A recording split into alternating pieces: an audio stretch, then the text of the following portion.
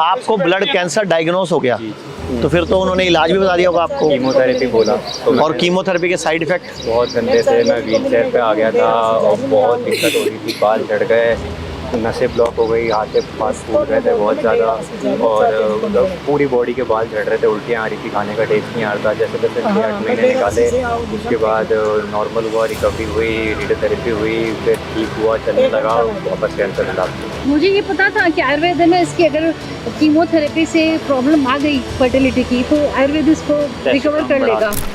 अच्छा, क्या बता रहे थे आप? सच सच बताना, ईटिंग हैबिट और क्या अपनी हैबिट्स के बारे में बता रहे थे? मैं लेट नाइट सोता रात को और देर से, और सुबह 11-12 बजे उठता, जंक फूड खाता, प्रोसेस फूड खाता, और तो इसके लिए खाता। कहाँ से हो आप, ये बता दो सब। Europe Spain.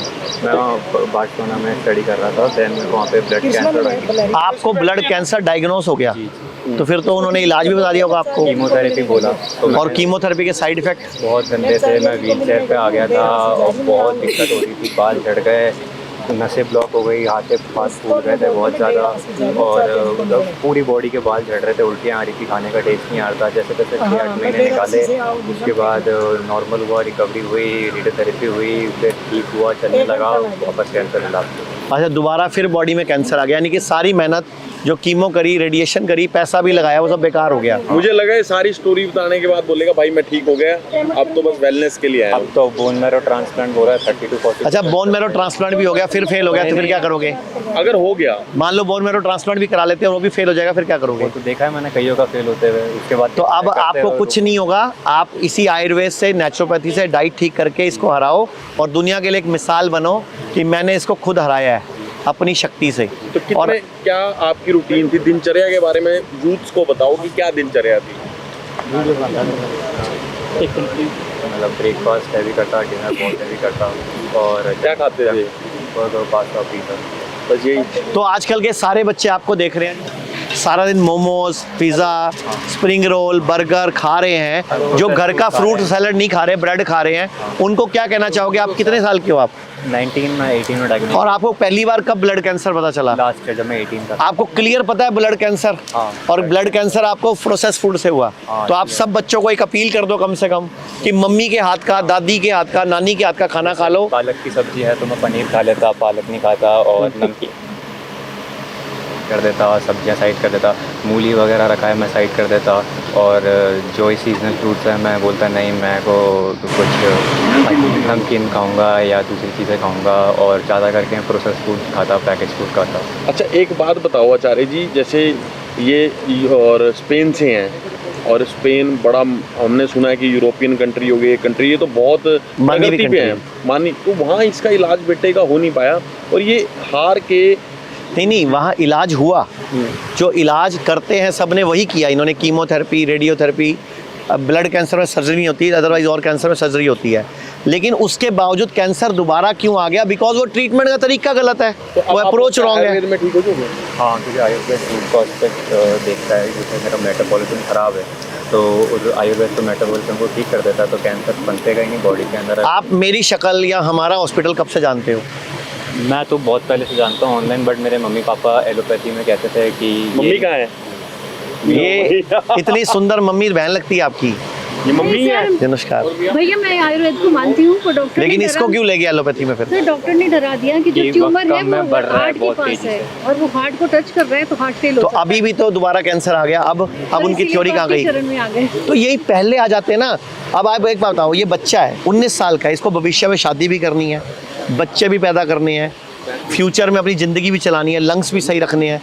एलोपैथी में कीमो रेडिएशन के बाद कल को अगर सेक्स पावर में या उन्होंने बोला था खत्म हो जाएगी, क्राई प्रेजर करवा दो स्पर्म। मतलब क्या बोल रहे हैं आगे की भी बोलती इनको क्या बोलते हैं, शुक्राणुओं को संभाल के रख लो, और ताकि आप सेक्स कर नहीं पाओगे तो बाद में अपने शुक्राणु से बच्चा, IVF से बच्चा आपने करवा भी लिया, क्राई प्रिजर्वेशन करवाया है। और मैं आपको कहूँगा ये खुद बच्चे पैदा करेगा, ज़्यादा बढ़िया नहीं रहेगा? जी, मुझे ये पता था कि आयुर्वेद में इसकी अगर कीमोथेरेपी से प्रॉब्लम आ गई फर्टिलिटी की, तो आयुर्वेद इसको रिकवर कर लेगा।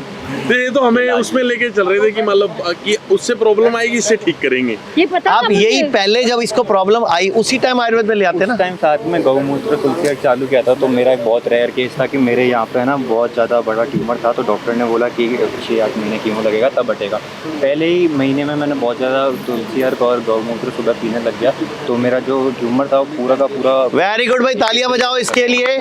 गोमूत्र और तुलसी का अर्क लिया, डाइट ठीक करी और इसका ट्यूमर 1 महीने में ही गायब हो गया, जो कि डॉक्टर ने बोला था कीमो से 6-8 महीने में जाएगा। उसके बाद भी डेड रह गया। एक महीने में कैसे गया? तो आपको विश्वास नहीं हुआ गोमूत्र और तुलसी से हो गया? मैंने उनको बोला कि भाई आपकी कीमो ने काम किया, उसके साथ मेरे मैं जो उसको गोमूत्र तुलसी अर्क दे रही हूँ वो काम कर रहा है, तो बोलते नहीं नहीं वो सब फालतू की बातें हैं। वज्र रसायन गोली होती है, हाँ, एंटी मालूम है। रसायन वो भी दी थी मैंने इसको। मालूम है मुझे, सारी रिसर्च करी हुई है इन्होंने। लेकिन बाद में हमारे छोड़ पास दिया इतना लेट क्यों आए? ये रेकर हो गया, ठीक हो गया था बाद में इसलिए छोड़ हमने दिया आया। आयुर्वेद इन्होंने 1 महीने में, उसके बाद बोला अब जरूरत तो आपको छोड़ना नहीं चाहिए था। हमें नहीं पता था कि रेकर हो जाएगा।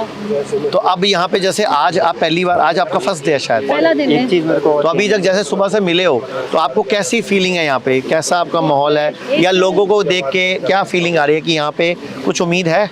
मुझे 100% उम्मीद है, पूरा विश्वास है कि ठीक हो जाएगा मेरा बेटा। आप कुछ कहना चाह रहे थे? मैं कह रहा हूँ कि जैसे मैं पेस्ट करता हूँ, मेरे को ये था कि वाइट क्लीन करना है दांत, तो उसमें आप कहते हो कि सल्फर होता है, टूथपेस्ट में वो SMS होता है, SLS मैं होता तो है। बहुत ज़्यादा यूज़ करता था मतलब लुक्स के लिए, तो फिर मेरे को लगता है एक रीज़न वो है, तो मैंने अभी अब हमने आयुर्वेदिक टूथपेस्ट बना दी है पूरी 100% आयुर्वेद की, उसमें कोई केमिकल, कोई प्रिजर्वेटिव, कोई SMS, कोई SLS है ही नहीं, प्योर जड़ी बूटियाँ हैं।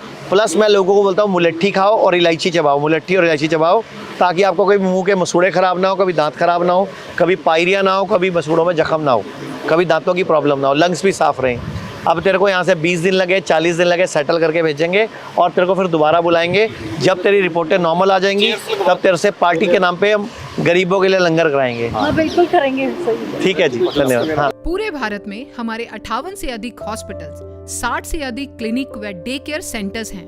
पूरे भारत में 900 से अधिक आयुर्वेदिक, एलोपैथिक, होम्योपैथिक व नेचुरोपैथी डॉक्टर्स हमारे साथ जुड़े हुए हैं। भारत के हर बड़े शहर में हमारे आयुर्वेदिक हॉस्पिटल्स हैं। इनमें से मुख्य हॉस्पिटल मेरठ, दिल्ली NCR, मुंबई, लखनऊ, डेराबसी, पंचकुला और कुरुक्षेत्र में हैं।